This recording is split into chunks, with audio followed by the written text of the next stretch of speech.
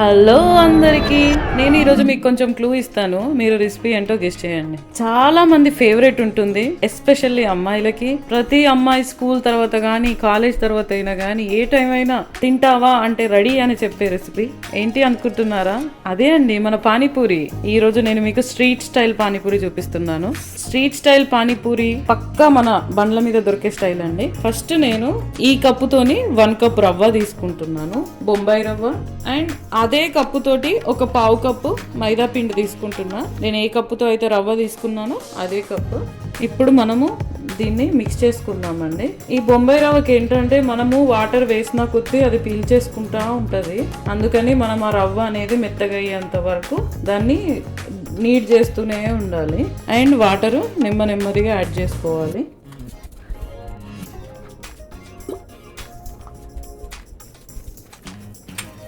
Minimum ఒక 4 to 5 minutes పడుతుందండి ఇది అంతా నీట్ చేసుకోవడానికి.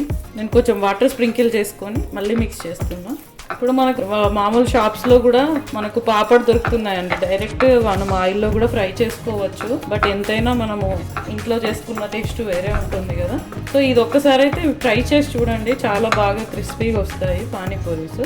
ఇప్పుడు ఇలా చేసుకున్న దాన్ని మనము ఒక వెట్ క్లాత్ తోని కవర్ చేసుకోవాలి. ఒక మినిమం మనము ఒక 40 minutes వరకు దీన్ని నాననివ్వాలి. 40 minutes అయిపోయిందండి. ఇప్పుడు మనము పూరీస్ని మేక్ చేద్దాము.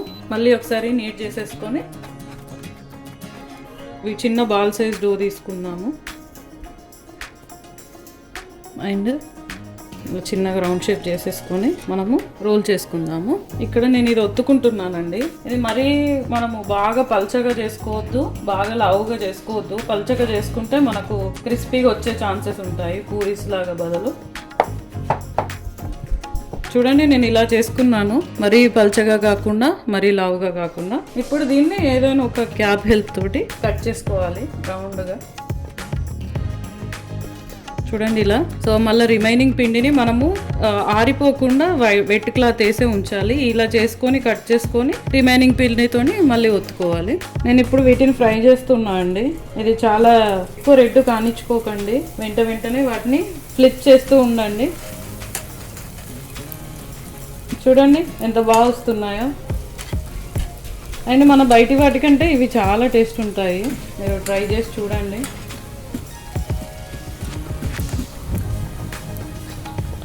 వీటిని తిప్పుతూ 2 sides మంచిగా రెడ్గా ఫ్రై చేసుకోవాలి. అండ్ ఇది మనము పానీపూరి అయిన తర్వాత ఒక 1 hour వరకు వాటిని వదిలేయండి. ఒక 1 hour గాలి కారితేనే అవి క్రిస్పీగా ఉంటాయి. మీరు ఫ్రీ ఉన్నప్పుడు లైక్ ఈవినింగ్ తింటా అంటే ఆఫ్టర్నూన్ అలా చేసి పెట్టేసుకోవడం బెటరు. లేదు అంటే వెంటైనా చేసుకోవచ్చు, బట్ అవి కొంచెం చల్లారేంత వరకు వాటికి గ్యాప్ ఇవ్వండి. చూడండి ఎంత బాగా వచ్చాయో. ఇది మనకు రవ్వ కాబట్టి మన పూరిలాగా కొంచెము చల్లగా అవ్వగానే మెత్తగా అయ్యే ఛాన్సెస్ తక్కువ ఉంటాయి. క్రిస్పీనెస్ అలానే ఉంటుంది. చూడండి ఇవి రెడీ అయిపోయాయి, నేను తీసేసుకుంటున్నా. చూసారా ఎంత బాగా పొంగాయో.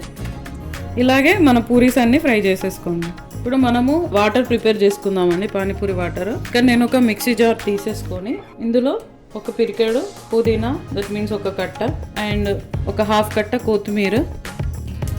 అండ్ ఇది నేను జస్ట్ ర్యాండమ్గా కట్ చేస్తున్నాను. అండ్ ఒక 3 పచ్చిమిర్చి, అండ్ ఒక 1/2 tablespoon సాల్ట్. వీటన్నిటిని మెత్తగా గ్రైండ్ చేసుకోవాలండి.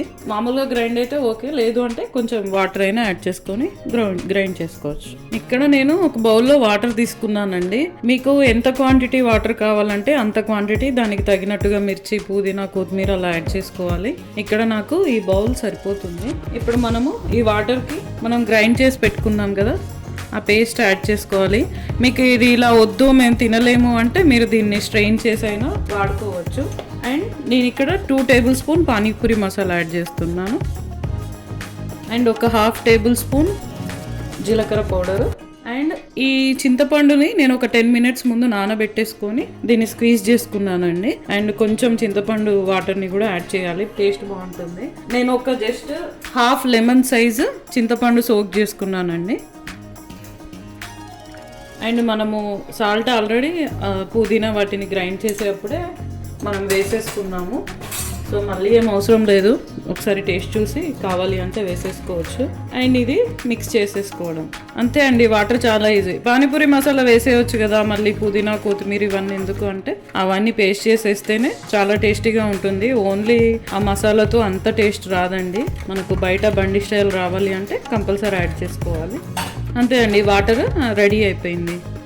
అండ్ ఇప్పుడు మసాలా ప్రిపేర్ చేసుకుందామండి. మనం పానీపూరి మసాలా బఠానీస్తో కానీ వైట్ బఠానీస్తో కానీ కాబూలి చెనాతో కానీ అయినా చేసుకోవచ్చు. సో నేను ఇక్కడ కాబూలి చెనాతో చేస్తున్నా. నేను ఈ 1 కప్ కాబూలి చెనాని నిన్న నైట్ నానబెట్టానండి. 1 డే నైట్ నానబెట్టేసుకోవాలి. అండ్ ఇప్పుడు దీనిని మనము ప్రెషర్ కుక్కర్లో ఉడికించుకోవాలి. ఎన్ని విజిల్స్ అంటే ఇన్ని విజిల్స్ అని చెప్పలేము. మనము ఆ చెనాని పట్టుకుంటే అది పూర్తి మెత్తగా అయ్యేంత వరకు బాయిల్ చేసుకోవాలి. ఇప్పుడు నేను ఈ చెనాని మన ప్రెషర్ కుక్కర్ యాడ్ చేస్తున్నా. నేను ఆల్రెడీ వాటర్ యాడ్ చేశానండి, అందుకనే ఈ వాటర్ వేయట్లేదు.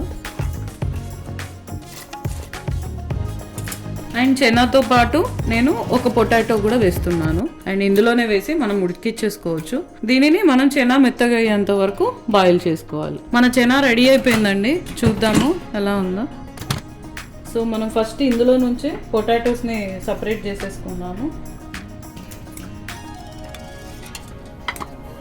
మన చెనా ఇట్లా పట్టుకొని చూస్తే చూడండి, ఇట్లా మెత్తగా అయిపోవాలి పేస్ట్ లాగా. చూడండి లైక్ దిస్. ఇప్పుడు వీటిని మనము ఈ స్మాషర్ తోటి మెత్తగా స్మాష్ చేసుకోవాలి. చూడండి నేను ఇలా స్మాష్ చేసుకున్నా. పొటాటోస్ కూడా పీల్ చేసి ఇందులోనే స్మాష్ చేసా.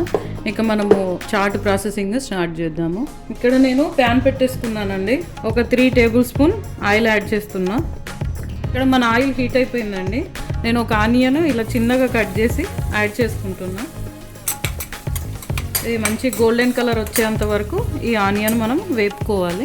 అండ్ మన ఆనియన్ గోల్డెన్ కలర్ చేంజ్ అయిందండి లైట్గా. అండ్ నేను ఇక్కడ ఒక చిన్న టేబుల్ స్పూన్ అల్లం వెల్లుల్లి యాడ్ చేసుకున్నాను.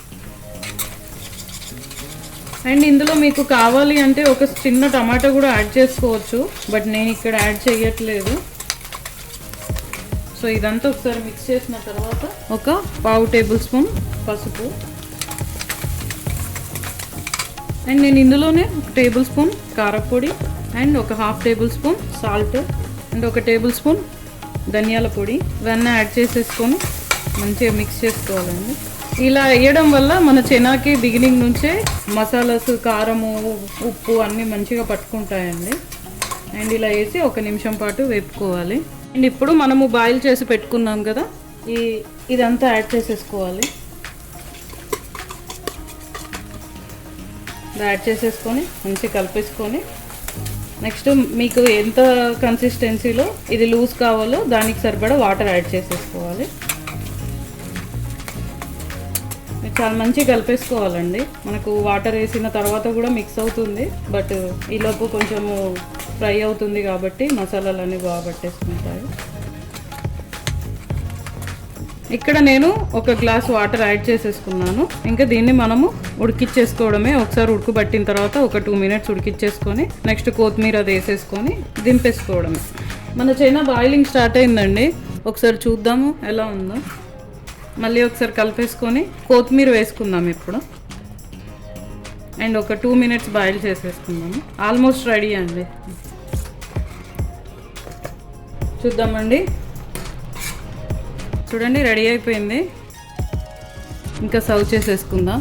చూడండి మొత్తం రెడీ అయిపోయింది. చూడండి ఎంత క్రిస్పీగా ఉన్నాయో, చాలా టేస్టీగా ఉందండి. ఈ రెసిపీ కనుక మీకు నచ్చినట్టయితే please subscribe to our channel. Thank you.